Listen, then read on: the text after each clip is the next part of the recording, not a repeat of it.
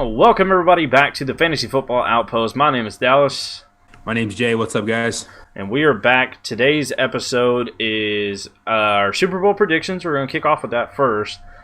Super Bowl coming up this Sunday. And then we've got our hits and misses from the 2020 season. So, this isn't really dynasty focused. A little more our redraft prediction focus on stuff that we were right about, stuff that we were wrong about. And, that's basically the whole segment today because there's going to be a lot of conversation around it, especially when we get to stuff that one was right about and the other was wrong about. I'm sure we're going to focus a lot on that. So I'll go ahead and let Jay kick off a little bit on our Super Bowl predictions here real quick before we get into the actual segment today.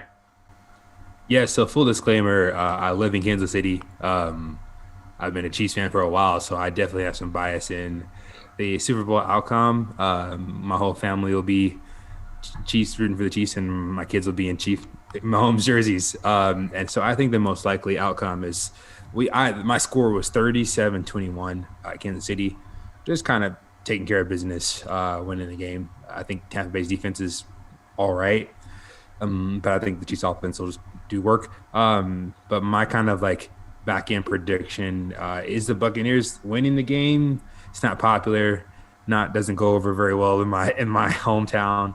But the score I have is 31-30 Buccaneers, just because I'm not completely out on the narrative of Tom Brady's kind of send off in Tampa Bay and the whole storyline of it. So I could very easily see it happen that way in kind of a game that just doesn't quite make sense, and somehow the Bucs figure out how to stay and then possibly win the game on some random field goal. I can see it very likely happening. But so I kind of got two answers there, but I know what most likely would happen. But I'd probably put money on the Buccaneers just because they'd be the dog for a little bit there. Yeah. So for me, I kind of struggle with this one a little bit because you got two narratives that can easily be pushed here. Is one, the Chiefs are the Chiefs; they just dominate.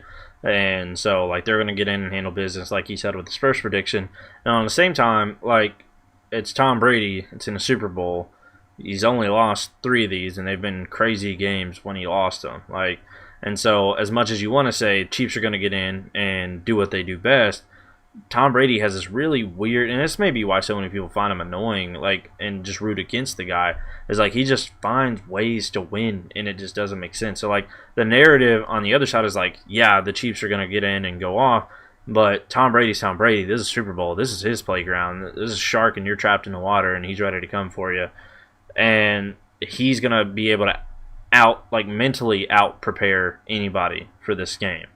But that's where I'm that's what made it so hard for me. And ultimately, I still side with, Jay said, Chiefs are going to get in and take care of business.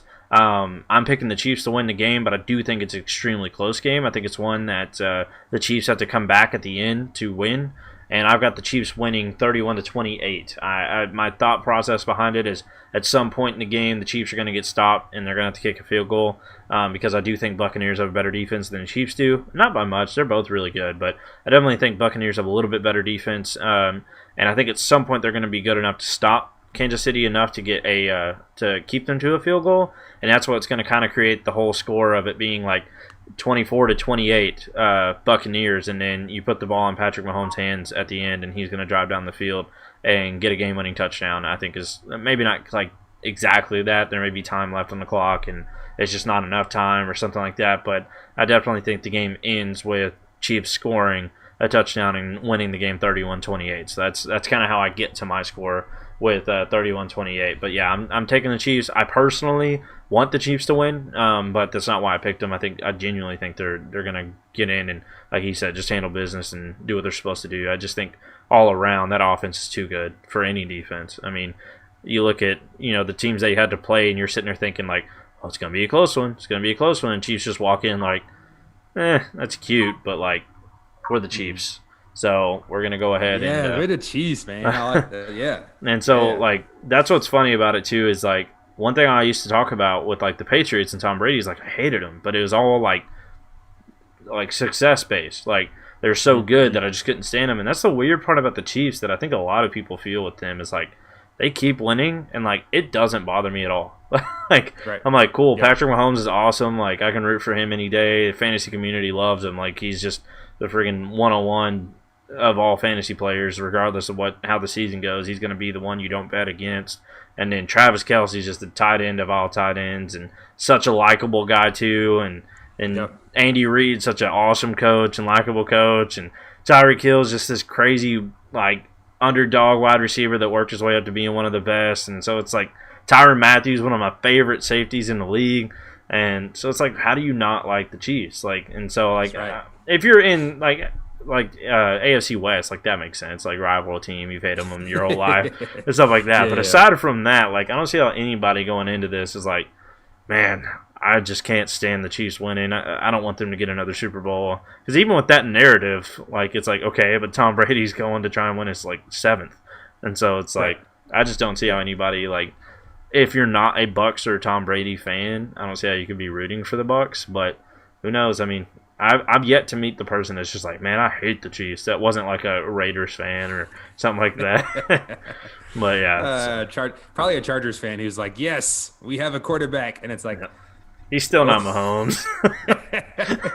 yes, nice quarterback there. Just hope you guys make the playoffs. Yeah, exactly. That's that. You know, like, it's kind of like the Cowboys in the one with the running back situation, where I was like, yes, we've got Ezekiel Elliott, he's killing it, and then the Giants turn around and get Ezekiel Elliott or Saquon Barkley, and then you hate him, but I think he's a very talented Miles Sanders in the Division II, and now Antonio Gibson. It's like they all got good running backs. So like that's not even an advantage anymore. But like that's kind of how you would hope as somebody other than the Chiefs fan in that division. You'd be like, yes, we finally got our quarterback, but it's just not that way there. It's like, finally got our quarterback. That's still Patrick freaking Mahomes.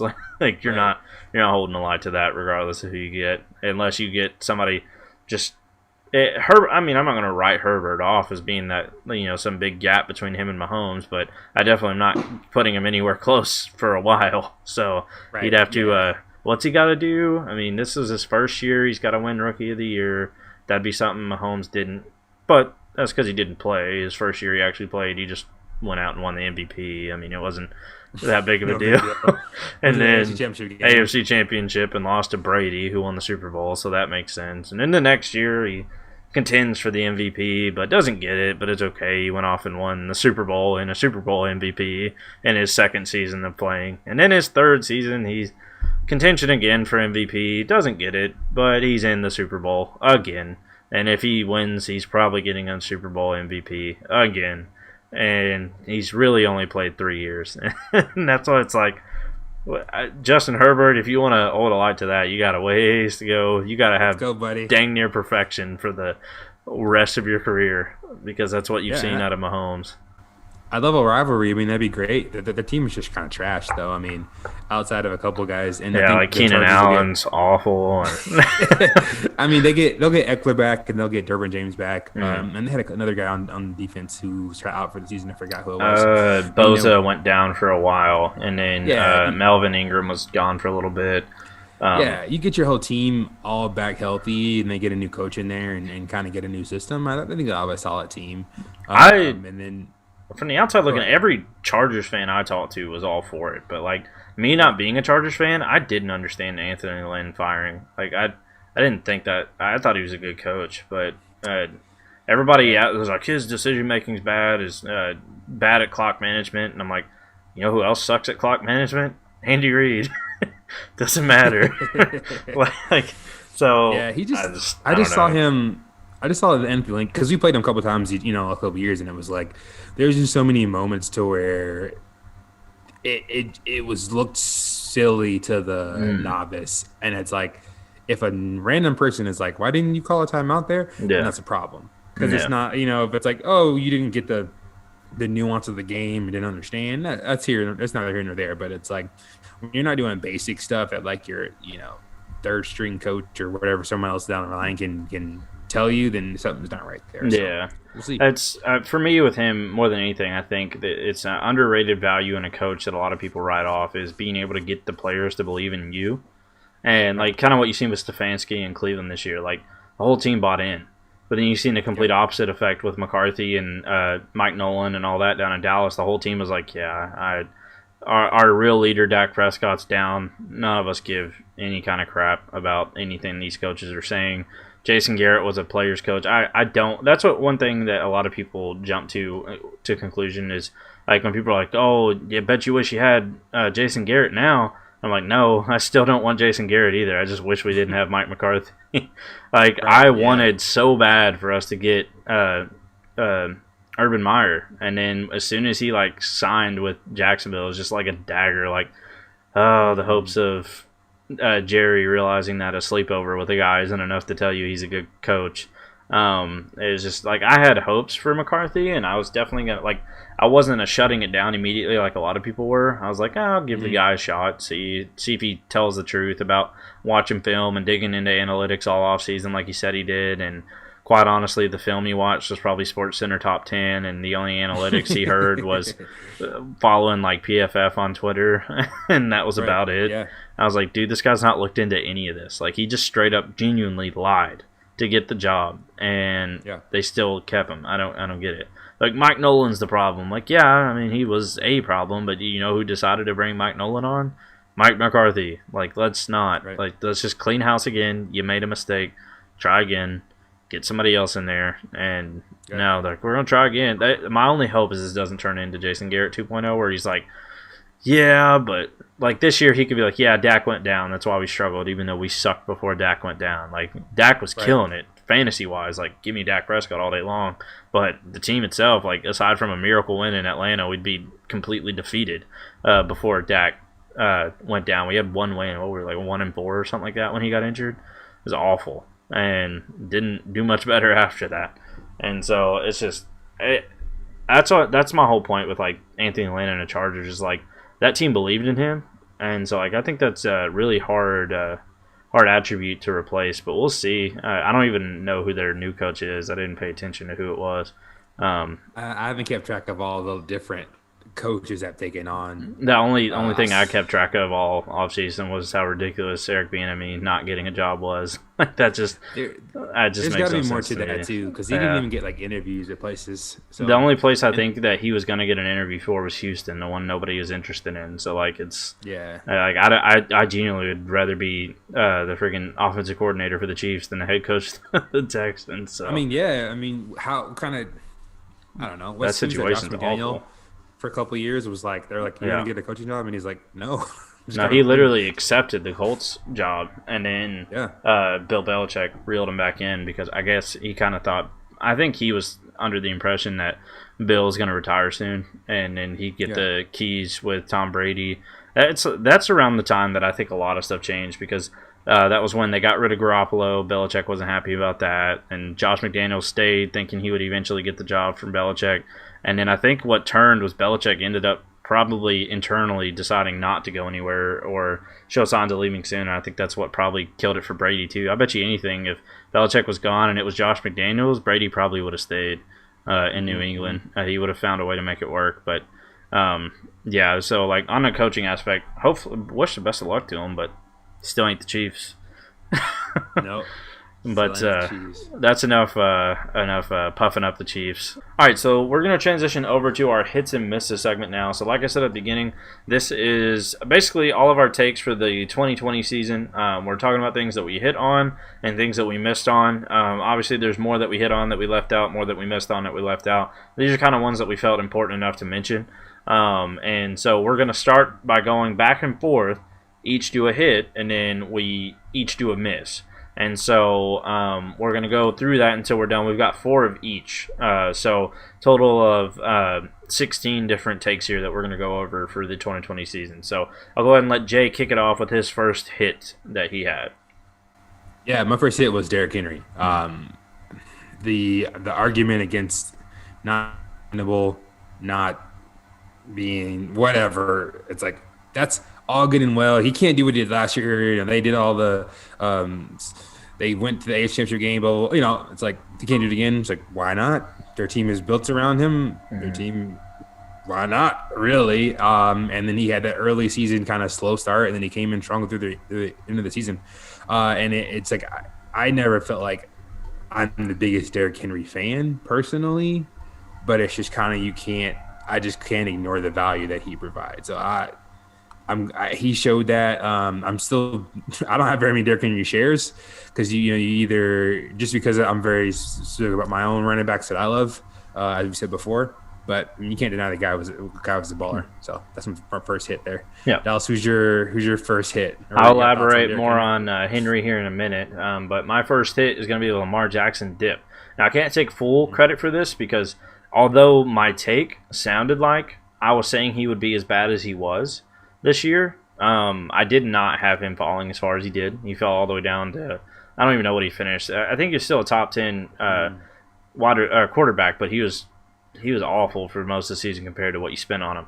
But I had him at QB4, but compared to his production last year, that's a significant dip to what it was. And I remember like our favorite saying that I said we're probably going to get a T-shirt of it soon is that comment. That it was like that driving force that we always joked about on that segment video of me talking about Lamar Jackson's regression was white dude massive L, because that's all he said. Because I got called a hater for it. It was nonsense. It's crazy for me to even not have everybody had Lamar Jackson quarterback 1 or quarterback 2, him and Mahomes. Anybody else above him is blasphemous. I had Dak Prescott and Kyler Murray above him. And I had him at 4, and I explained what would happen, and for the most part, it happened pretty similarly to the way I said it would. It just hit a lot heavier than I thought it would. I didn't think he'd take that big of a hit. But that was kind of my biggest hit, the biggest victory lap I can take, I guess it would be me literally getting Lamar Jackson in 0% of my 40-plus leagues I was in because his price was too high, and I just said he was not going to return on it, and it's not going to be what you want. And on the flip side of that, to prove I'm not a hater, I also said with that take that he's going to turn right around and bounce back next year. But I have we'll dive deeper in that. If you want to go check out, just a little shout out to our buddy Luke and Angel, their new podcast they got going on at Three Coast Sports. We participated. We were the last segment in their charity stream. If you want to go check out, I elaborate a little bit more on what I think Lamar Jackson will take to be better, and then in a future episode I'll dig deeper in that as well. But that's my biggest hit is Lamar Jackson going as not being what everybody's going to hope he's going to be. I had him dipping, and then my biggest miss. I don't know about biggest. I had some others that were pretty bad too, but this one was just to elaborate more on his Derrick Henry take. I had Derrick Henry at running back 10. Just because I do the same thing, I'll kind of throw an honorable mention in here for Aaron Jones. I didn't have Aaron Jones even RB1. I don't even remember what I had him at, 15 or some ridiculous 15, number.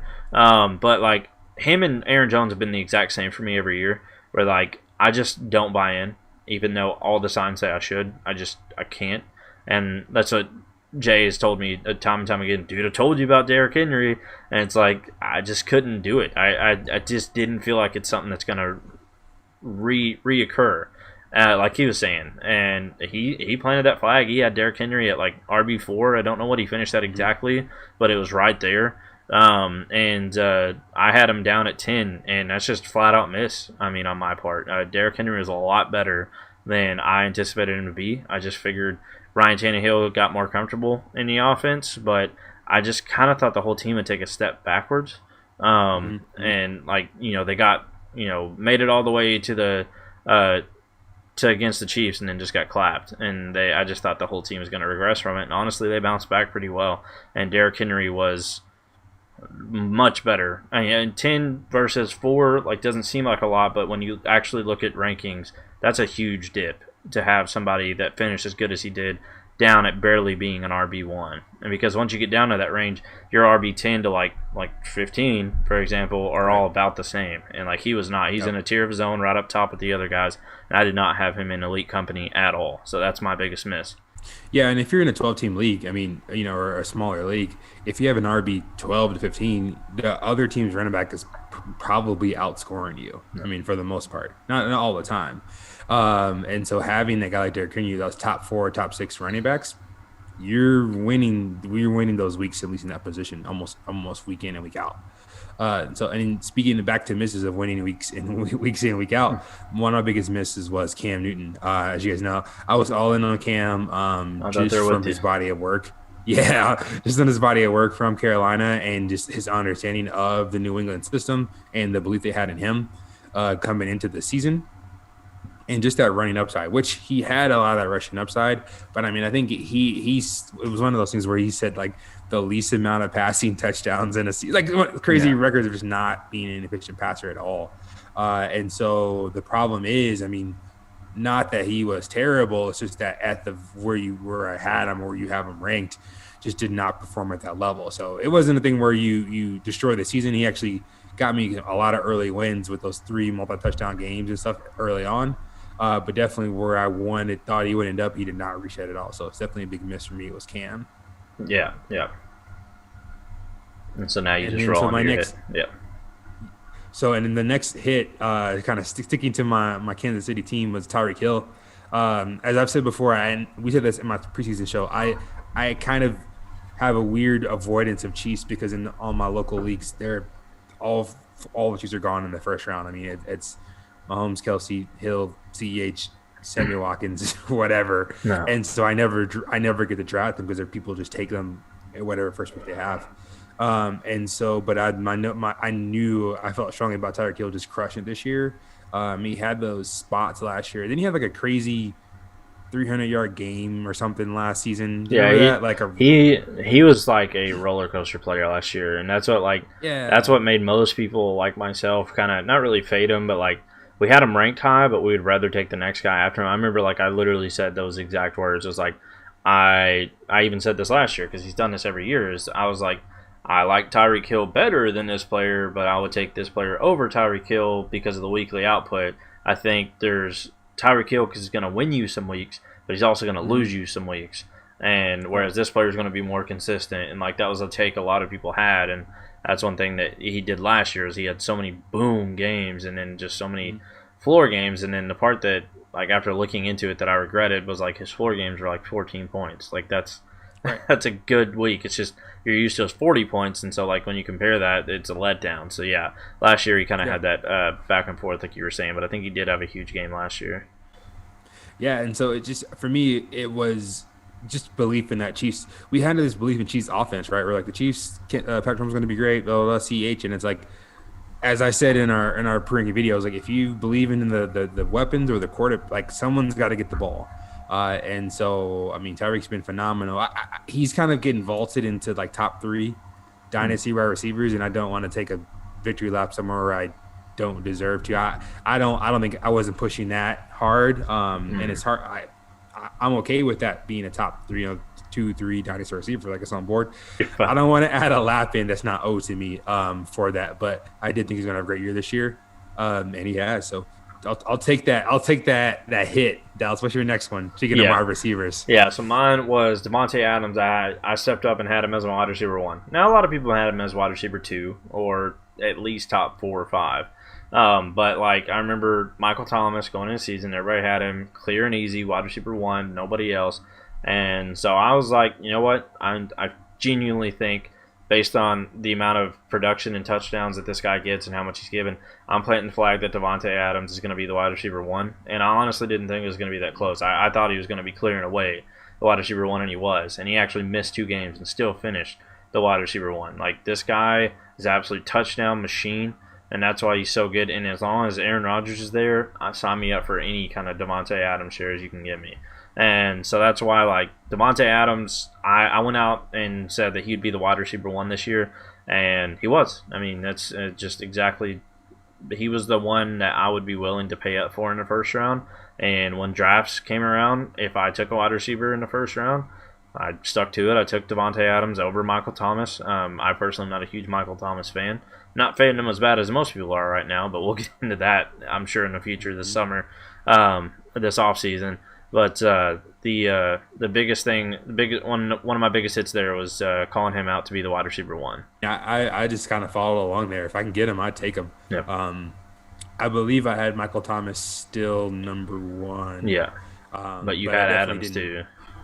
Yeah, I definitely didn't argue with you on Devonte Adams because it's for the same reason. So yeah, I'm pretty sure like your response was like, yeah, I could absolutely see that. Like something similar in that range was like, you don't have him there, but you could see it happening, and that was kind of my thing. Is like I genuinely fully believed it would, and it did. So that was my hit, which takes me to, like I said, for every great hit, there's a horrible miss, and my horrible miss was Kenyon Drake, a top 8 running back, and I will preface this the best way I can without making excuses, other than simply I still don't blame Kenyon Drake for him doing bad.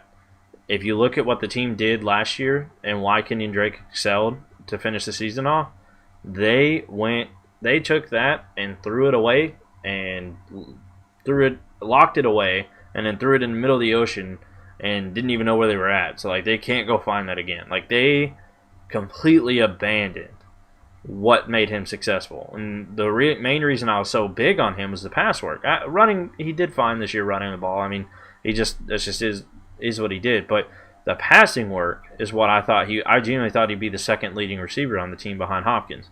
Like, and what were we like when the I'm Out episode was like week 6 or something like that. It was like 6 weeks into the year and he only had like 7 targets and like 6 catches. Like I was expecting like 3 catches a game, 3 to 5, depending on what was going on. And they completely just abandoned that. And I don't know why. It had nothing to do with what he was able to do, but the team just went in a different direction. So that prediction was so far off. Like I wasn't the only person hyped on Kenyon Drake, but like I was one of the flagship leaders on that hype train. Like I was all about it. Said, sign me up for that. There's a high-powered offense. They're going to be flying. He's going to be a focal point of it. Like, we're good. And instead, he was just kind of there.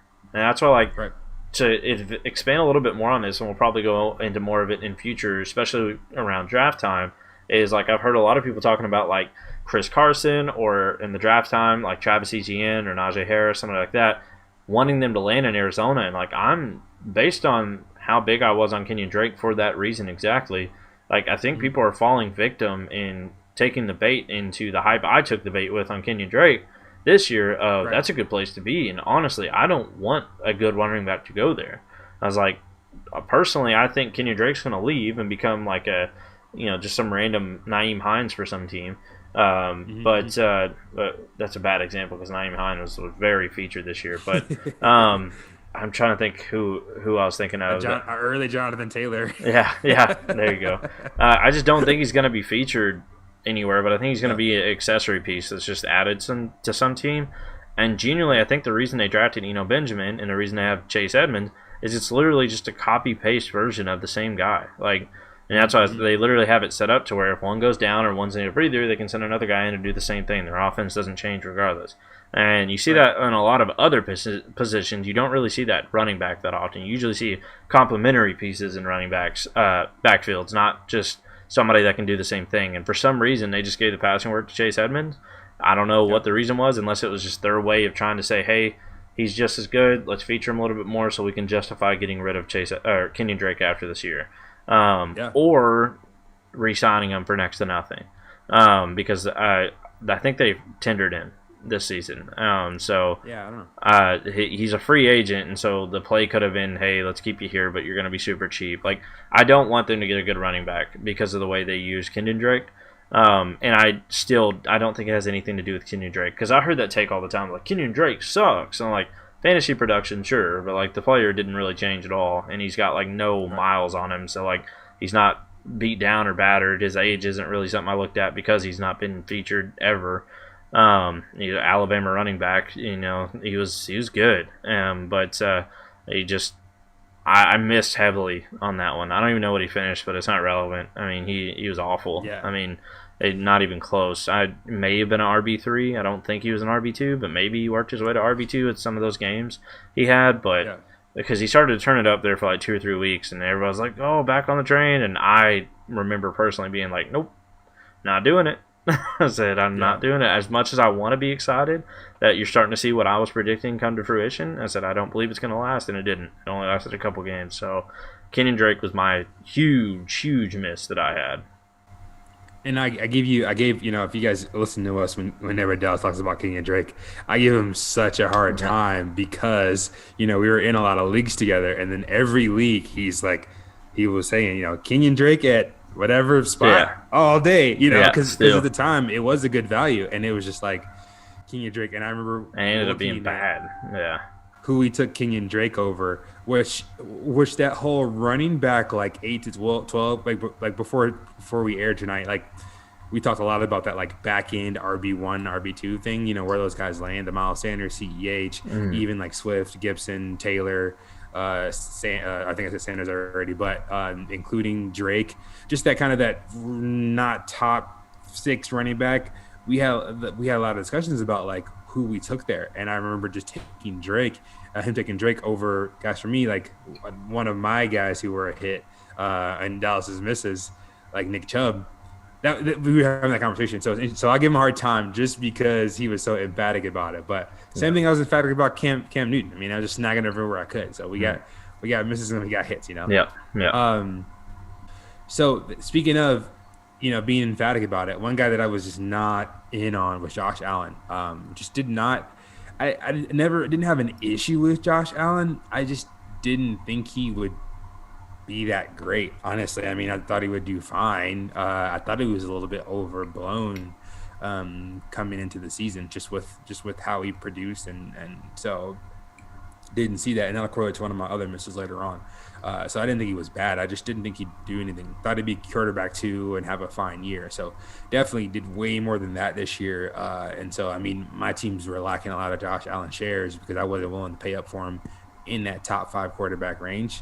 And I mean, that's probably the right place to take him, in that top 5 to 7 quarterback area. And I just didn't. If he wasn't there at quarterback 8 to 10, I missed out on him. So definitely a guy that has a lot of upside and had a great year, but definitely a miss for me. Yeah, so I didn't see him taking the leap that he had. I still had him taking a decent leap. I had him at quarterback 9, but I didn't see this whole like completely new Josh Allen like revamping his accuracy, which no one did. There's only one person in existence I know of that saw this happening, and that was Aegon. Right. He's laughing because he knew exactly who I was about to say. A guy in a lot of our leagues, Aegon's the biggest Josh Allen truther I've ever met in my life, and he was right, man. I mean, he was dead on. Like he was like, "No, he's your MVP this year," and he was in contention for it. I mean, if Aaron Rodgers didn't exist, he probably would have won the MVP this year.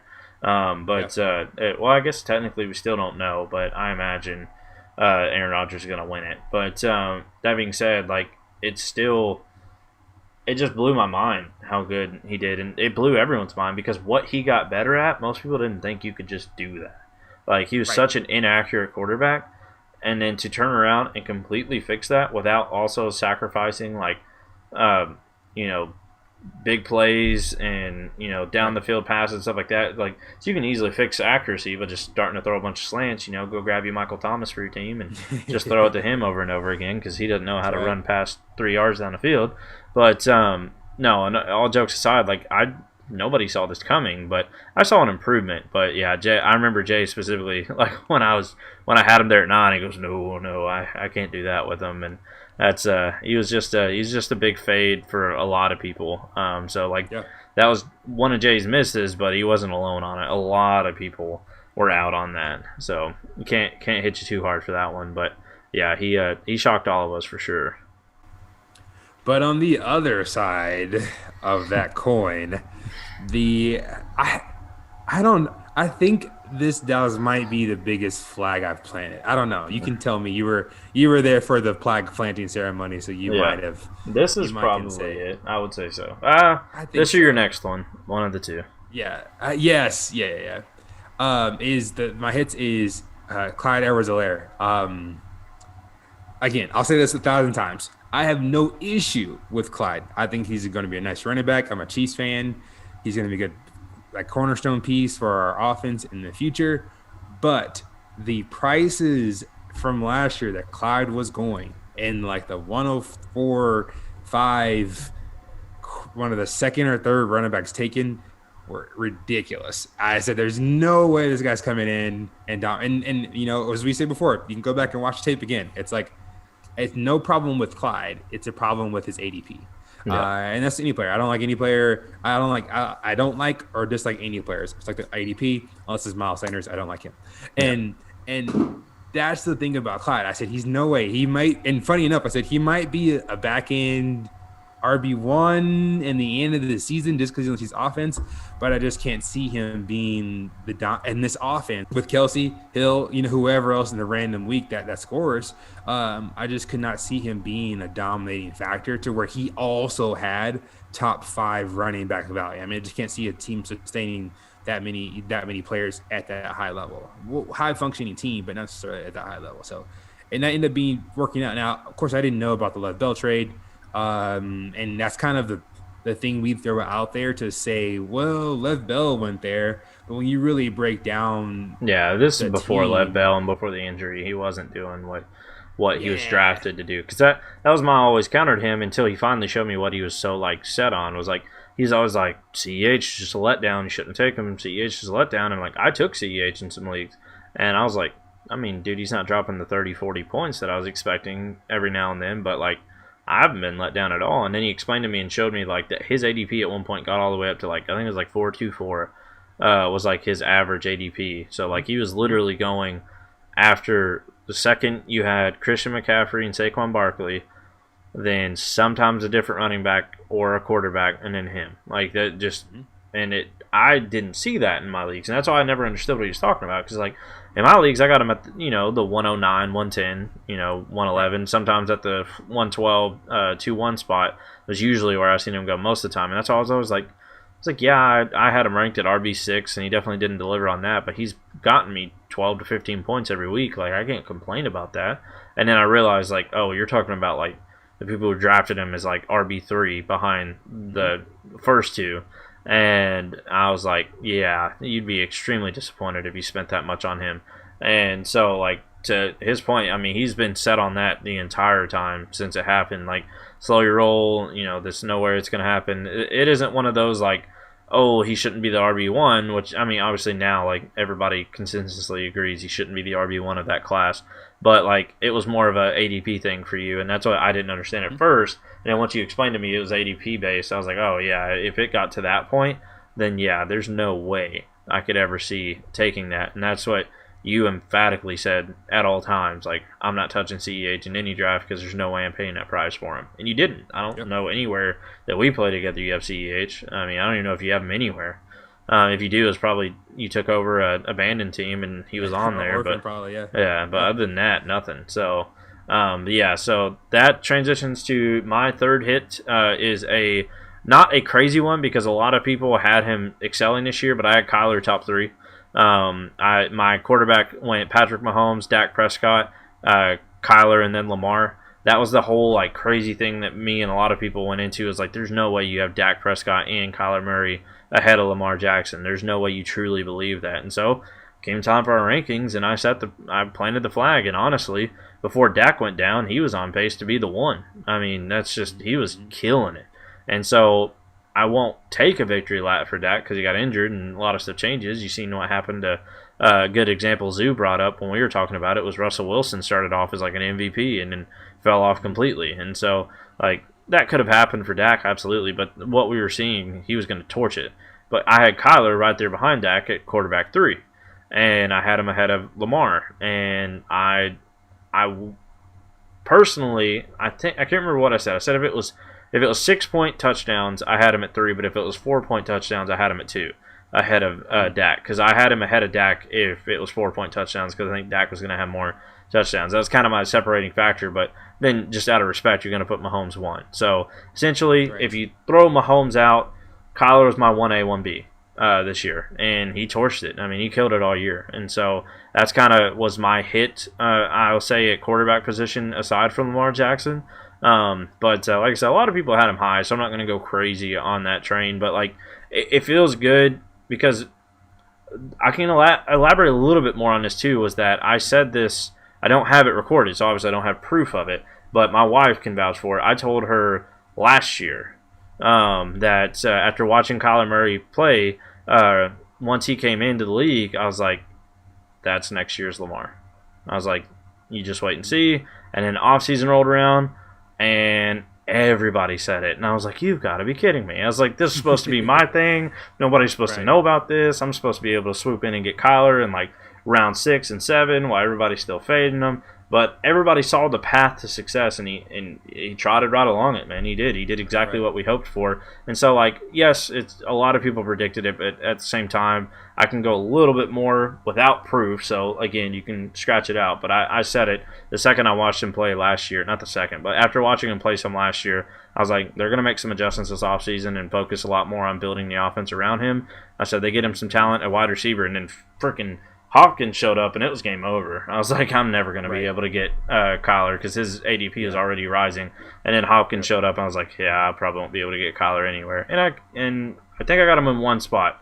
And he did good, but the rest of my team fell apart to injury. So I didn't even get to enjoy Kyler this year. But he was somebody that's the problem with the hits. When you predict somebody's going to do really good, you probably also don't get them anywhere because the values of them. But that would be my hit. So you got anything you want to add or elaborate on Kyler at all? No, I'm completely agree with you on all of that. So yeah. All right. So my next miss is one that Jay loves eating up more than he loves the Derrick Henry one. Is I said Nick Chubb will not be an RB1. Just for the sake of argument right now, I'm going to go on a little bit of a detour. I'm going to see what he finished as, just to see how bad this take actually ended up being. This is half PPR, leaders, get a running backs.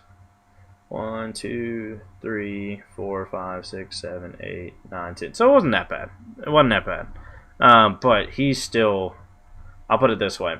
He did significantly better than I thought he would. I had him at 13, I believe. And that was just the absolute insult to Jay.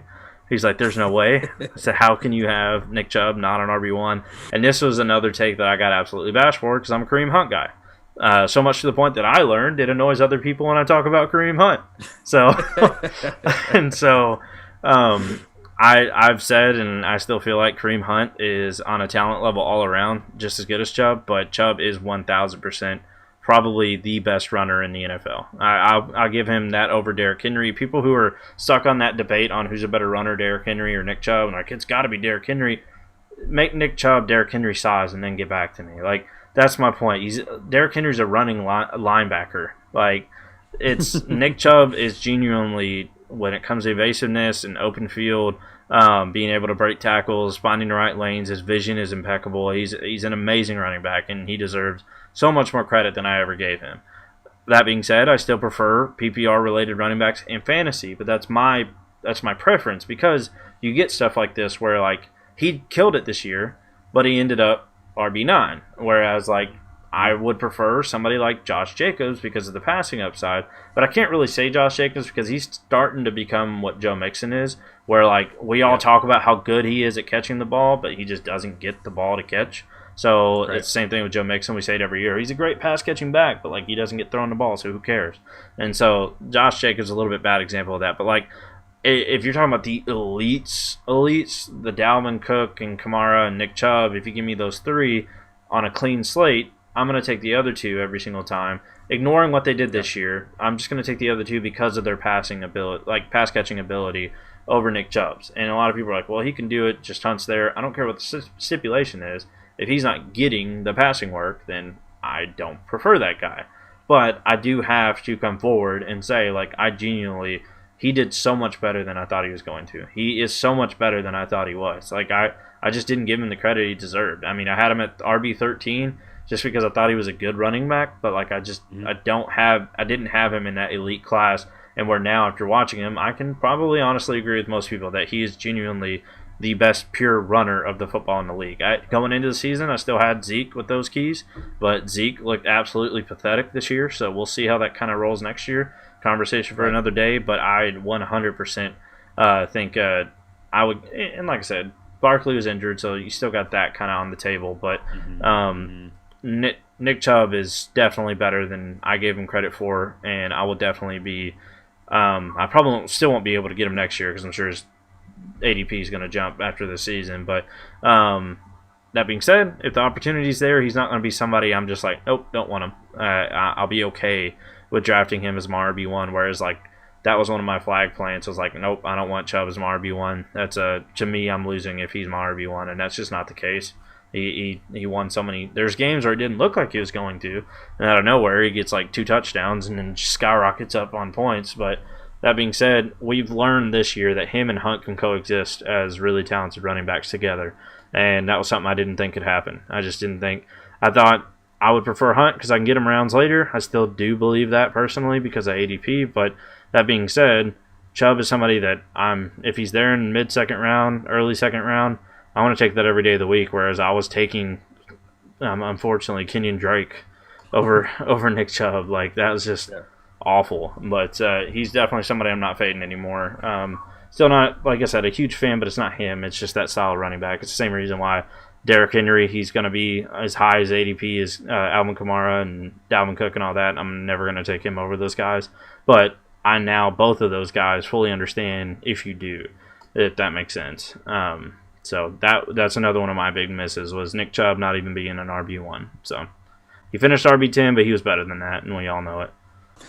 So, yeah, I mean, I planted my flag on Nick Chubb, but to Dallas's point, though, it's one of the things to where I'm not taking him at RB2 or 3, even though he's probably one of my top 2 or 3 favorite running backs, just because of that passing upside. So that acknowledgement of Kareem Hunt is huge. And if it was about who do I like running the ball, give me Nick Chubb all day, but that's not, I mean, it's not all the game of fantasy football. So there's definitely, you know, there's some merit to that, that both sides of that coin, right? To where he'll never be a guy to take above anybody like Alvin Kamara or anything like that because of that PPR upside. I mean, there was weeks to where a guy from Washington football team, oh gosh, he was the running back that was Gibson.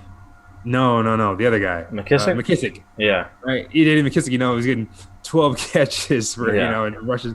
And he's outscoring Nick Chubb, you know, and so just something to keep in mind that, yes, you know, Nick Chubb is better than probably advertised, but you got to understand the game that we're playing. Yeah.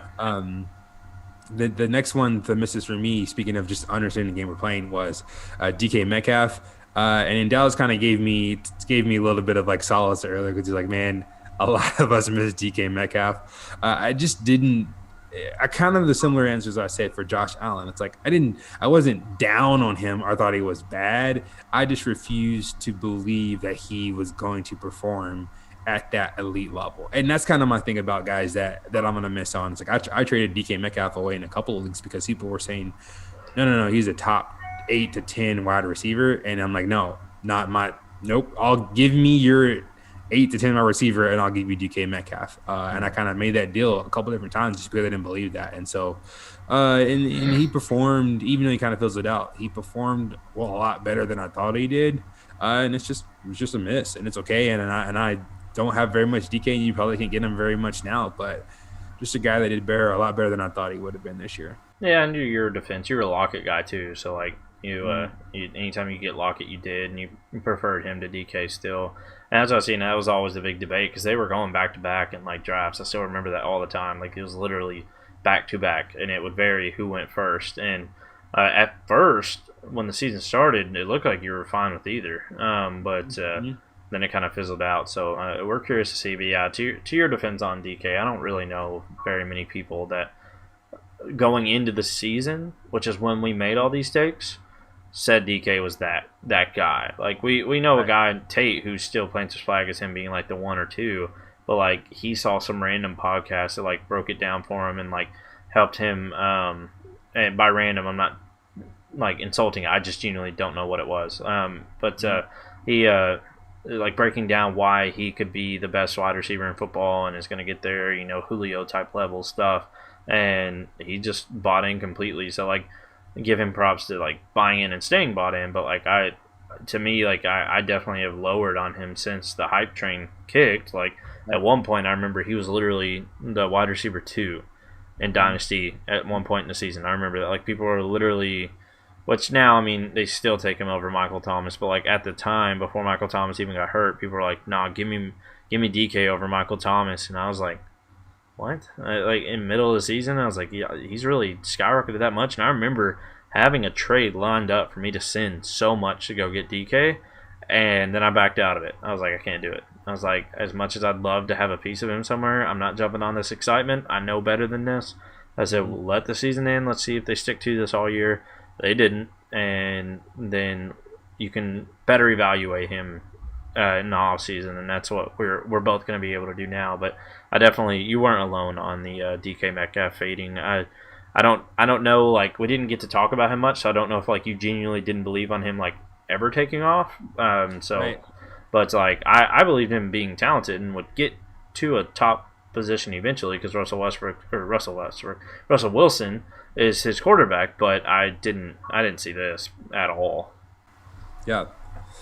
You know, I guess to the point of Tyler Lockett, like I I don't see him disappearing. Like I just Hmm. don't know that I could see that team sustaining okay, now it's DK's team and Tyler, you're the secondary option. It just Yeah. I don't see Russell Wilson as that guy overall. Now that doesn't mean DK's not gonna just have monster weeks and things like he did this year. I just don't know if I'm deciding between, I mean, if we're talking top five, right? Like after Adams, Hopkins, Tyree Kill, Stephon Diggs. Yeah, Um, that's where I get fuzzy right now. Without like, I'm not full disclosure. I've not even remotely tried to do a way too early rankings yet. right. And like those top four there, I can get the top three easy. But the top four is where I get fuzzy. I'm like, out of respect, Diggs has earned his way to make me mention him there. I still don't know if he's there after I finish at four, but like then after that, I don't even know. Like, there's Right. so many different people that could go there. You've got DK Metcalf. You've still got Michael Thomas that has to be respected at least, but I didn't have him there anyway. But that being said, you got Michael Thomas. You've got Justin Jefferson's one that everybody is skyrocketed on. Both of us are still super high on CeeDee Lamb. And so, like, I don't know that I would take DK Metcalf over CeeDee Lamb and Justin Jefferson. I'd like to say I, I would, but like you hear how complicated it is for me to say that because I generally don't know. Like I'm gonna have to dive deeper on it. There's situations that obviously affect all of these, but like on a talent aspect, there's nothing. I mean, you can't do. So like Right. it's there's things people are better at, but there's definitely with how much growth he's shown from year one to year two, like that's crazy. But then you have the counter argument, like, yeah, but imagine if CeeDee Lamb and Justin Jefferson and Jerry Jeudy and Ayuk and all these other guys take that same leap year too, and we were fading them all. Like Jerry Judy's a perfect example. Like everybody's going to be fading him, even though he's absolutely one of the best prospects we've seen in a while, especially in the route running aspect. He's might as well be trash in Dynasty. Like nobody's even remotely interested. And then you turn around and like what happens when some crazy trade happens and they end up with Matt Ryan or something in Denver. Like you have no idea. And like Atlanta could trade up and get to the number 2 spot and get Justin Fields and then move Matt Ryan to Denver, for whatever reason. And then now you've got a pretty competent quarterback throwing the ball to Jerry Jeudy, and he's known to be able to spread it around. And now all of a sudden everybody faded Judy's looking stupid, and then Judy's a top six wide receiver next year because he's killing it. Like this stuff happens, and so that's why like DK, like I love the dude, and I have all the hype in the world for him, but I had to pump the brakes as well. Like I said, I was fully loaded, ready to go, sell everything for him, and then I was like, hold on a second. I was like, Yeah. he may not actually be the dynasty wide receiver too. Like let's wait and see. And like now I can't even fathom putting him ahead of those guys. Which is something else we'll dig in later. But I just a quick like side note. I cannot believe how many people have just written off Adams and Hopkins. Like, they aren't Yes. even in like wide receiver 1 and 2. Who are they? And I'm waiting like, okay, Adams, Hopkins, Hopkins, Adams, however you want to list it. Let's keep going. But it's like Tyree Kill, Justin Jefferson. I'm like, Chase Claypool. yeah. And I'm like, what? Said you guys are writing off like you do realize that was Hopkins' first year with Kyler in a completely new team, something that's supposed to impact every wide receiver, by the way. And I guess that could have been a hit for me too. Was I still had Hopkins as wide receiver 5, which is what he finished at. And everybody was fading him to like back end wide receiver 1. Or I mean, you could get him in like the 3rd round in some drafts last year because you're like new team, it's not going to be that good. And I'm like, dude, if there's anybody that's quarterback proof, it's DeAndre Hopkins. Let's get real. And on a talent aspect, I think he's the best wide receiver in the league. And then Adams is right there with him. And they are just in dynasty. I guess they might as well be grandpas at 27. Like, we're like, Right. no, dude. But it's that new hot young thing that everybody likes to jump on board with, and that's old news, man. Nobody wants them. And me and Jay are sitting over here like, come on, I'll take him. you're right. Justin Jefferson's way better. Let me give you Justin Jefferson for DeAndre Hopkins in a second, and Yep. we'll work off of that. Or give me Judy sucks too. So here's Justin Jefferson for Hopkins and Judy. I'll throw in a 3rd to be nice. So it's funny when you see stuff like that jump around. But like back to the DK Metcalf thing, I honestly, anybody that says they know like for sure that he's going to be a lock-in top 5 wide receiver, I don't know where they're getting their faith. But I mean, I'm glad that they've found that much pride in a player, but like I just can't do that with him yet. Right. To come full circle back to hits and misses, I'm not gonna. I don't think anybody's gonna hold it against you for missing out on DK. But like I said, I don't know. We didn't talk about him much. Maybe you genuinely believed he would never turn into a top 10 wide receiver. I have no idea. I thought he had the ability to get there eventually, but I didn't see it happening yet. That's about where I was. I saw him kind of like a Mike Evans, right? Where like Yeah. Wide receiver 8 will give you a 2-touchdown week, but might give you a 2-catch week. Kind of, like a guy you get to win leagues, but you're not. So that second tier probably of our receivers, kind of where my head was. I can put it this way: there's probably going to be nowhere I get DK Metcalf next year. I can almost guarantee that. I doubt there'll be any place I'm comfortable spending what he's going to cost. Yeah, for sure. Likewise. And my last hit, one of my ride or die This guys. was probably your biggest flag plant. Like I think this was bigger than your CEH, if I'm being honest. Yeah, especially even if it wasn't a verbal flag plant, a physical, like actually drafting the player flag plant. You had this guy everywhere, and if you didn't have him, you traded for him. Like I think this is probably your biggest one. I have them in 74% of my dynasty leagues. And then a couple that I don't have them in, they're like on people that know how bad I want them, and they're like, we're not trading them to you just out of spite. Or they want the sun and moon plus a couple stars to get them. They already know how. And that's Keenan Allen, being a stud. And I mean, he's a stud. I mean, he's one of my favorite receivers. And this year, I mean, going from Tyrod to the question mark was with Tyrod Taylor, because the thing that I saw, I actually, funny enough, saw how low I had Justin Herbert ranked going into the season, but that's because I didn't think he was going to play. I thought it was going to be almost all Tyrod, and so we kind of had this thinking about how successful can Keenan Allen be with Tyrod Taylor this year, and my thing was that it doesn't matter. It's Keenan Allen. He's going to get his. He's going to be. Just get Keenan Allen, and he's gonna help you win your league. Like, just don't worry about it. Just do it. And then the funny, the luxury, the kind of the happenstance, unfortunate for Tyrod Taylor, but getting Herbert in there is that it truly did turn into a connection, a security blanket for him, to where Herbert was like, okay, I'm not breaking down everything quite yet. I can just throw it up to Keenan and just see what happens. And so there was that streak, I mean, maybe week 6 through 10 or somewhere in there. I mean, where he was wide receiver 1 multiple weeks where it was just like, oh, crap, throw it to Keenan. And as Herbert developed and kind of the game slowed down a bit for him and he was able to hit some more weapons, it leveled out. But, I mean, Keenan was still top 10 in targets week to week. And a guy that's I just ride or die on. I mean, 3-4 years ago, I remember – actually, ironically enough, playing against Keenan Allen in a championship game. And I was like, who is this guy from the Chargers? And then Phillip Rivers just giving the guy the ball. And he was sleeveling Allen, had his sleeves on. And he had like 13 catches. And it's just like, this guy is a monster. And I'm like, let me just see let me watch this guy. And it's just his precision in his route running and his attention detail to the game. I just love guys who are students of the game. And if you ever see an interview with him or talk about how he works, same reason I'm so big on DeAndre Hopkins, right? It's just like the craft of what they're doing. I'm always going to have Keenan Allen on my team until the guy retires. I'll play the game of the value and stuff like that. I won't be ridiculous, but like I'm going to continue to play my flag, and the guy's good. I'll continue to be good until he's not good anymore. So, yeah, that's my last hit. And yeah, obviously we had more than just the 4, but these are our 4 we picked out. But just something that will kind of make you sick to your stomach. You talked about how you love guys that are student of the game. Somebody else who fits that exact category, if you go watch interviews of them talk about it and how much they work on their craft, and you'll be like, yeah, but everybody but him. You know who else does that? Who does that? Amari Cooper. But that being said, Amari Cooper's known for being right there with Keenan Allen as one of the best route runners in the league. So it just makes sense, though, why. But, yeah, to kind of expand a little bit more on Keenan Allen, like Keenan Allen was one of those – there's 2 players that I bundled together all offseason. He knows exactly who the other wide receiver is, I'm about to say.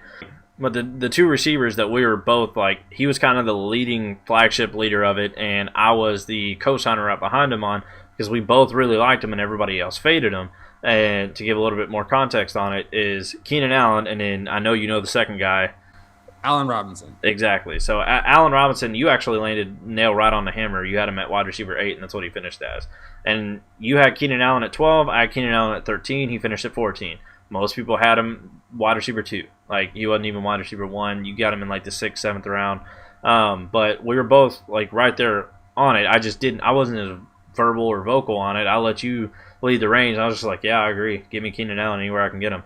Or, yeah, I agree. Give me Allen Robinson anywhere we can get him. And while everyone else is fading, we jumped on board, and it paid off. Just like, I don't know. Allen Robinson's the only one's a little iffy because, like, he is transitioning teams, and he's not DeAndre Hopkins. So, like, I'm curious to see what happens there. But he is very talented. That's one thing, a take I made that a few people were kind of bashing me for was how I said Allen Robinson is probably a top 5, top 7 talent wide receiver in the league. And I was like, but he's had worse quarterbacks than Hopkins has. Like, it's been crazy his career that he's put up with. And I mean, this year the carousel of Trubisky and Foles, and he still finished at 8. Like, he is immensely talented. And if they get like a Deshaun Watson or something like that, I really hope he stays. I think he will stay. Honestly, I think his main issue there is like trash quarterback play, and he knows how good he is. He can probably go somewhere else. But if they go out and get a different quarterback and show a little bit of excitement there, I could see him staying, but we'll see. I've seen a lot of people have him going to the Giants, so that'd be interesting to see.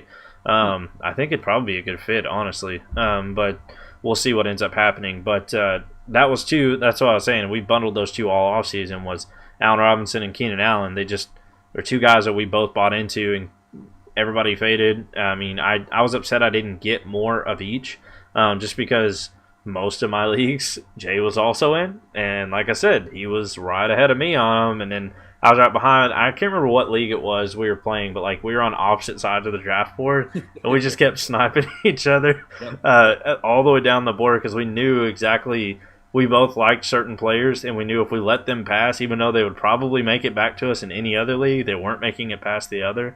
And that was one where like Keenan Allen and Allen Robinson, like we both secured that anytime we could.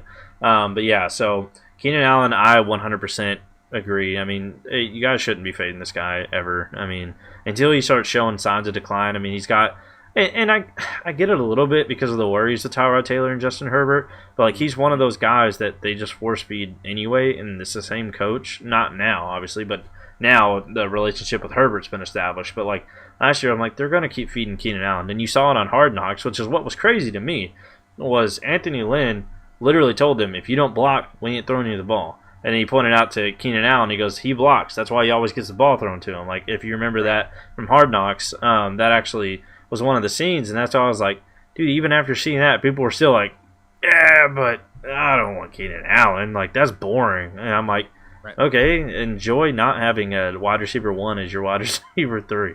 Like, it just, he was such an easy buy for both of us. I just could never get him because you usually got him before me. And so that's, but in leagues we weren't together, there was like always that one guy who shot me. I'm like, oh, dang it, there was a Keenan Allen believer in here. Because when he's not around, I'm over here trying to play the ADP game because I'm like, hey, I know y'all are all fading him. Like, I can get him here. And then somebody take him, I'd wait like one round too late. So, but yeah, so transitioning over to my last hit was I had Josh Jacobs being a top 10 running back, which he did. He finished at 9, I believe. Or something. I think he finished at 9 or 10, and I had him at 9, I think. Let me see what he finished at real quick, just so I'm not lying to you guys. 1, 2, 3, 4, 5, 6, 7, 8. He finished at 8. I had him at 9. So Josh Jacobs is somebody I wholeheartedly believe in, even going forward. I just think he's another really, really talented runner, and I'd like to hope that he eventually gets the pass work. So far, it's not really went that way, even though they talk about how he's supposed to. We'll see if there's any quarterback changes there. I think there will be. That's kind of what the feeling is right now. I'm a little curious to see, like, I feel like they're a team that's going to go for a vet is the only thing that kind of throws me off. I've heard them in the conversation mix of really, really pushing for Watson as well. I don't know that I like that fit there, but I don't hate it. But I don't think it really helps the pass catching part of Josh Jacobs go up. If Watson's the one that ends up there, so it really depends. They may be the one that pulls the trigger on like Jones or Trask or something like that in the draft. I haven't got into their film yet, but just on the surface, I'm not big believers in either of them. But I'm curious to see. But Josh Jacobs, the thing that makes me take solace in him is the fact that regardless of what changes, I know he's a huge focal point of that offense. I mean, they didn't get the wide receiver they were supposed to get in CeeDee Lamb. Instead, they got Henry Ruggs. Everybody should know how I feel about Henry Ruggs. But Jefferson. They could have got Jefferson too. They could have got Jefferson as well. I mean, they even could have got Ayuk. I mean, like anybody, they could have got Judy. I think would have been a better choice, but they went with Ruggs, and I mean, I hope they enjoy that pick and it works out for them. I hope Bryan Edwards develops into something that could be really well. I just think they're still lacking that wide receiver one that they need. So we'll see kind of how this year goes, but. I think no matter what you try to decipher about the Raiders, the one thing you can always come back to is Josh Jacobs is featured, and he's going to stay that way. And that's why, again, next year, I'll just throw it out there now. He's going to be RB1 again. I mean, I just think, unless he gets injured, of course, but Josh Jacobs is somebody I'm wholeheartedly, like, in Dynasty, I don't really move him just because there's no point. Like, you're not going to get what you want out of him when you try to trade him, and you're not going to get something that's going to give you more production for him when you trade him, unless you just get lucky on a draft pick or something like that. And he's so young that I'm all in on Josh Jacobs still in Dynasty. That's why, like, in one of our main leagues, like, I have Kamara and Jacobs, and like I have really good wide receivers, and so like this is that point where like it hits a stagnant point. And I'm like, what can I improve? And like my mind goes to running back, and I look and I'm like, what do I improve? Unless I like try to ship Kamara and get a load for it or something, like.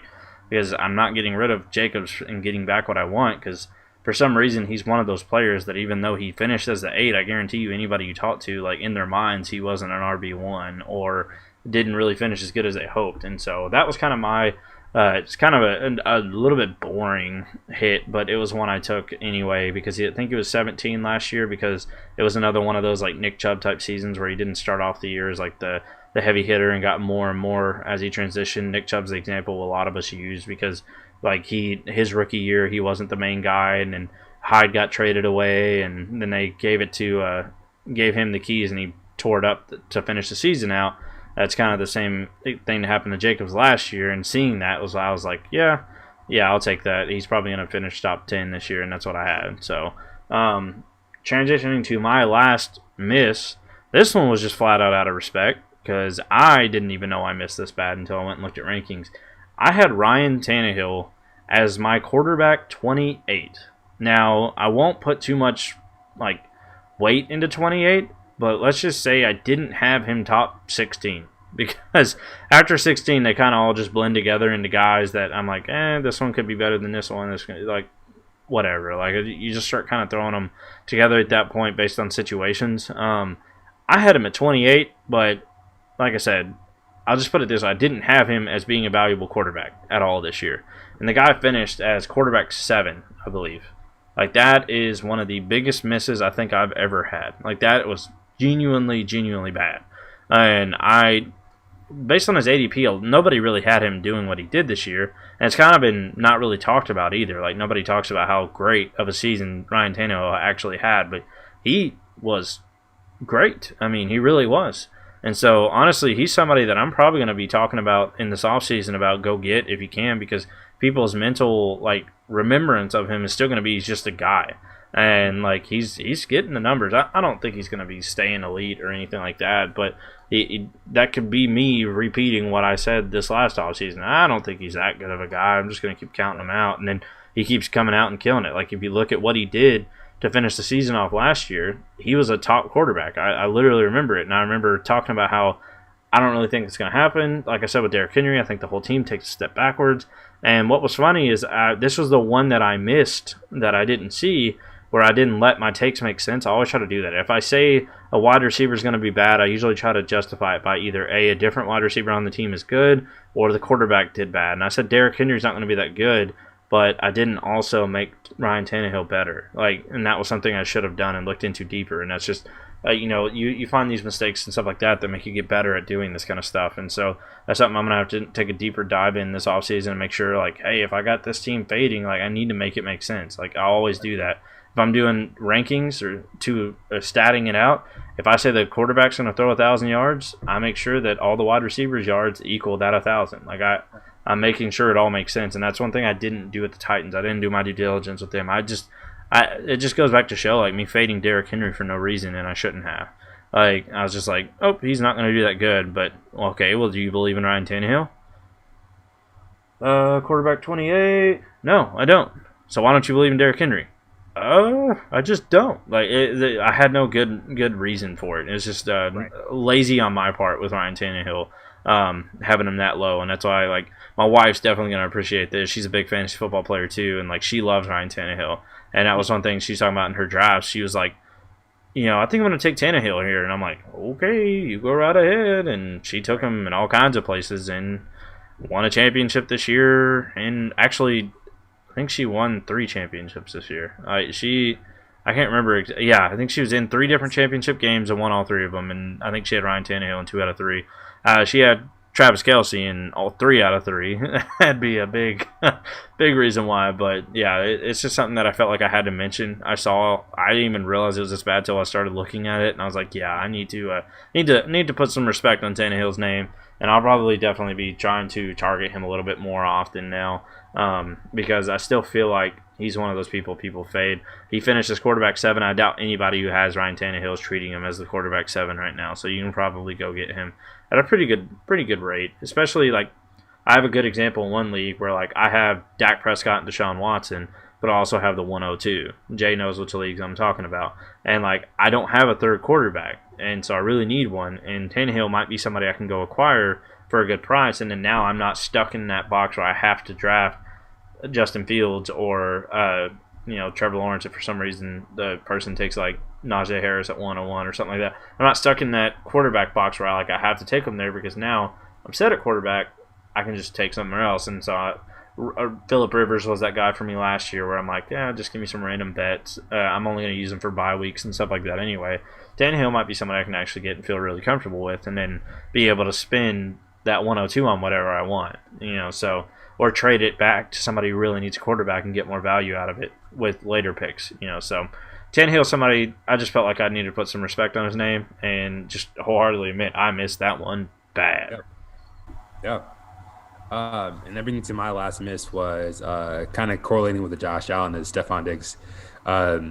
I actually, ironically enough, am a Stephon Diggs fan, just because I like my precise route runners. And he's probably one of the most dynamic runners in the league. But I just didn't necessarily see him being successful right away on the Bills.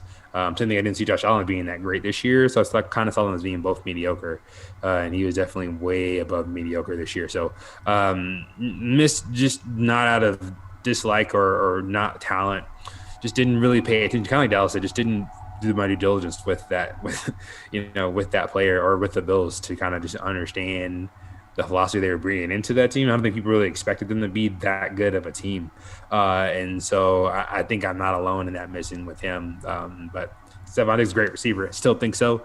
I think that Jefferson trade for Stephon Diggs is going to go down as one of the most interesting wide receiver deals, a bit of how Jefferson's timeline goes. I'd be curious when we think about like our fantasy teams if people would trade Diggs for Jefferson right now, and over the next couple of years. That's a really good point.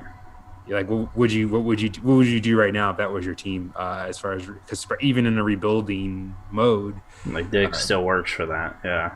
Yeah. So just something I think a lot of times we see.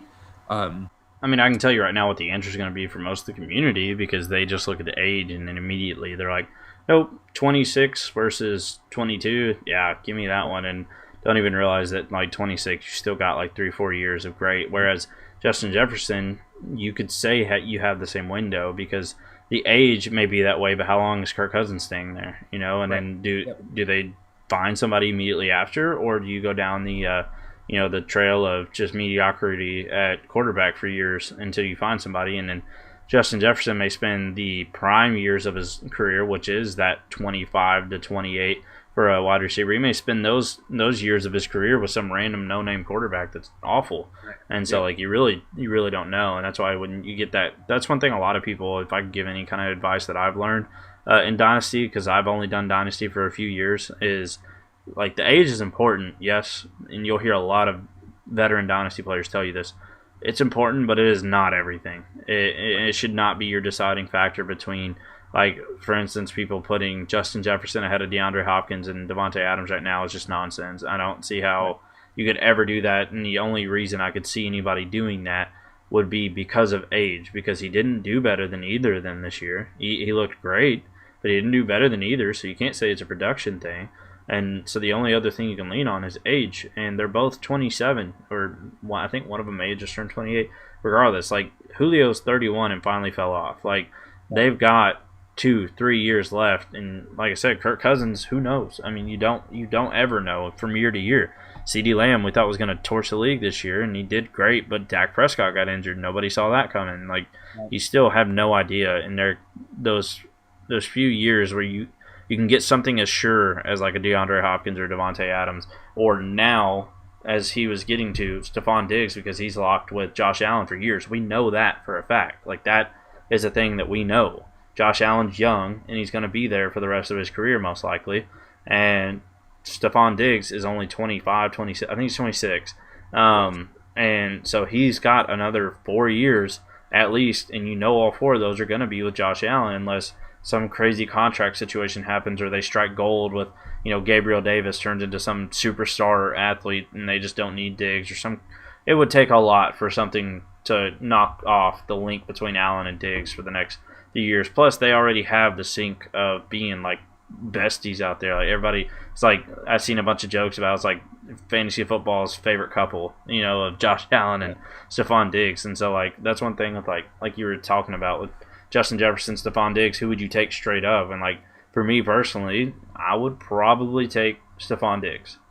But most people, I'll tell you right now, they're gonna take Justin Jefferson, and they're gonna say it's not even close, which is crazy. So take advantage of that. Alrighty, guys. Well, that's been our hits and misses episode. Went a little bit longer, but it's okay. This is one that I knew would, because I said we're going to be commenting on different things that both of us had. But like I said, these hits and misses are what make us better. I actually like the fact that I had plenty more hits to choose from, or plenty more misses to choose from than hits, just because hits are, you got to get bold with some of them for it to be really good. Like getting bold with Lamar benefited me a lot. You getting bold with CEH being, not trash, but not being what everybody else said he was going to be, and then Keenan Allen being somebody nobody should fade. Like those are flag plants, and you gotta do that, and that's usually what we pick for our hits. But the misses are the ones that we both. I can speak for myself. I won't put words in Jay's mouth, but I'm sure he feels the same way. They're the ones we benefit more from because we can figure out why we were so off on it. Like, for instance, with me, like catching how bad I was at on Ryan Tannehill, but also fading Derrick Henry, that doesn't make sense. And, like, coming into this next season, I got to make sure all my I's are dotted and T's are crossed. I got to make sure that makes sense. If I'm going to fade Henry, I should be higher on Tannehill. If I'm going to fade Tannehill, I should be higher on Henry, stuff like that. The misses are what's going to make anybody better. So don't be discouraged when you say stuff like Kenyon Drake's going to be a top 8 running back. What that's going to do is, for me now, is I'm not jumping on that ship that everybody else is of saying, let's get Arizona Chris Carson, let's get them Travis Etienne, like something like that. I don't want whoever Arizona gets, like, because of how they play, and I'm going to fade them next year. I don't care what the name is. It's going to seem flashy. If they're the ones who go out for some dumb reason and pay Aaron Jones, like, no interest. I'm good. He's great talent. Unless they completely 180 back to the way they were and say, well, let's do it again, then I will simply say, I didn't expect them to 180 like they did this year. It's just, you learn from it all, even the really bad ones. Nick Chubb, I've learned, don't fade Nick Chubb. He's good. Yeah. Derrick Henry, don't fade Derrick Henry. He's good. I could have filled up my whole misses with running backs. But that's just the way it goes, man. I mean, some things you're going to be right on, some things you're going to be wrong on, but ultimately that's why it's so much fun. I love doing this. I love that we do it in the podcast form. It's like you say all the time, like, if we say something, it's documented. We can go back and say, look, we were right. Or, look, I've said this from day one, and that's kind of how it goes. So we'll see you guys. We're going to get back into a groove of hopefully weekly episodes. We've had, not so much Jay, it's definitely been me more than anything, having so many different random things going on. causing me not to be able to get episodes going. But we're gonna get back in the wheel of things. We said in our last episode, this isn't a show that ends in the off season, and like as soon as the regular season ends, like we just quit putting out episodes, and that's 100% on me. So we're gonna be getting these rolling again. So be sure to look out for a lot of exciting content. I've already got a really excited episode planned for the next one that I'll talk to Jay about here in a minute. So thank you guys so much, and we will see you in the next one. Bye. Thanks, guys. See you.